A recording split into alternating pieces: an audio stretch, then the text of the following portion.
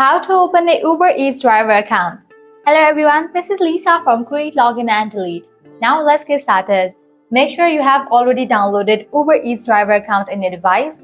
If not, you can launch your App Store or Play Store, search for the app and download it. Once you download the app, launch it.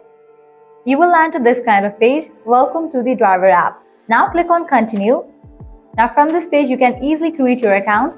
All you have to do is type in your email address over here, or also you can continue with Apple ID or Google account. But for this video, I'm gonna directly enter my email address. After you type in, click on Continue.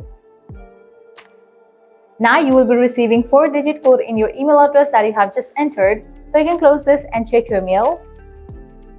You can see that Uber has sent me the mail. You will also receive similar kind of mail. So this is the code. You have to remember this code. Close this and then type in that code over here.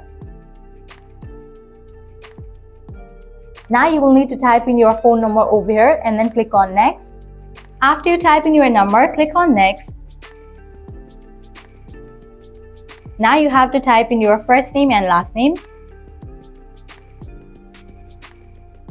Then click on Next. Check in for this option of I agree and then click on Next.